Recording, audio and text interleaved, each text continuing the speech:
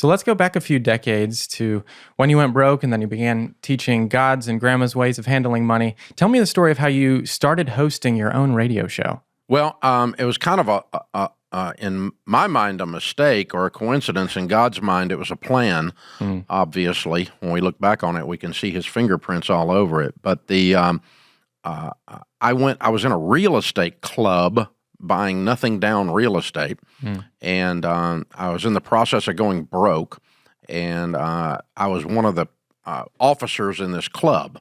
And so we had a guy coming to town that was it was a big deal, supposedly, in that real estate world, speaking, and we wanted to promote that. So I went on a local talk radio stations as a guest to promote this new guy, the speaker coming in, and talk about what a big deal he was. And the guy was a real estate guy that I had known, and his show was, really, really bad. I mean, it was just like a Saturday Night Live skit. It was really bad. But it was, kind of, it was a broke radio station. They were in bankruptcy. And so we kind of ran out of things to talk about the guy coming. And he said, well, I know you've been helping people recently with this budgeting and stuff over at your church and helping people that are in financial trouble. Folks, if you're out there and you got any trouble questions, Dave can help. Call. And the phone rang. And he had never had the phone rang. It blew his mind. And so literally he picked up the phone because there was no phone screener. We went straight to whoever it was. They could have been anybody. Could have been the Unabomber. But some guy came on and is like, my car is getting repoed. Can you help me? And I walked him through what to do. And then the phone rang again. And we took like 3 or 4 calls. And this host was amazed. And he said, hey, come back. And I went back down and did the show just as a guest, just for fun a couple times. Again, just to minister and to help folks out there with the experiences we had. And then he quit, and a friend of mine saw his departure. I think they were paying him $35 a day or something. And so a buddy of mine, 2 buddies of mine, went down and talked to the radio guy running the place and asked him if we could work for free, and told him if we were bad, he could cut our pay in half. And we were bad. It was really country fried, super deep Tennessee slang on there. And, WWTE, and y'all call in now. It was like Hee Haw on Does Finance or something. But hey, the phone rang from day one. That was 30-something years ago, 33 years ago. And so still phones ringing. Who knew? Yeah. And so at that point, it was called The Money Game, right? Was the first. Exactly. Yeah. That's what we called it. Yeah.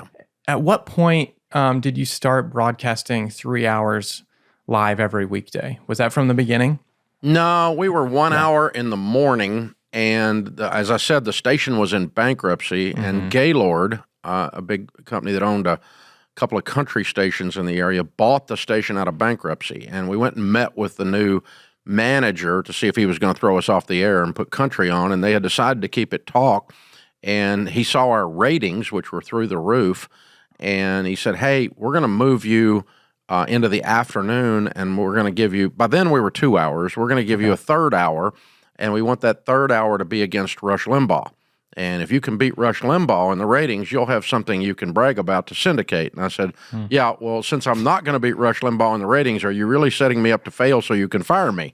And he said, no, if I wanted to fire you, I would just fire you now. So he gave us 3 hours in the afternoon, and that's the 3-hour set we still sit in from 1 to 4 in the afternoon. And the reason for that was the first hour was against Rush, and the other 2 hours were against Sean Hannity. And we were able to, within a couple of books, beat both of them in the Nashville market in ratings.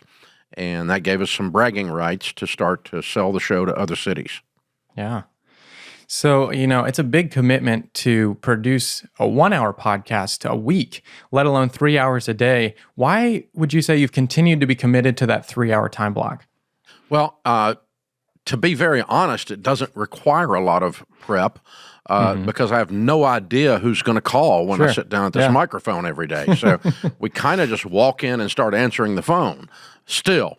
And I mean, we screen the calls. We don't put crazy people on or whatever, that kind of thing. But or people that are going to do something silly that we can't broadcast or something like that. But other than that, we don't have a lot of prep. in the last 2 years, our producer of the show, James Childs, has started doing a little more prep than we've ever done in the entire history. He's bringing in some good content things that we can add and keeping us abreast of trends in the news where we were abreast of them, but he's really on it, and we're really doing a better job with that. But there's not a lot of prep. So that's the reason. It's not a lot of work. Yeah. Other than the 3-hour commitment a day, and it's emotionally draining to sit and do 3 hours and listen, a lot of pain that people have, and trying to love them well through all of that and tell them the truth. And so, but the rewards have been astronomical because we've been able to help so many people. Yeah. And it's enabled us to have a microphone, a megaphone to grow the business with.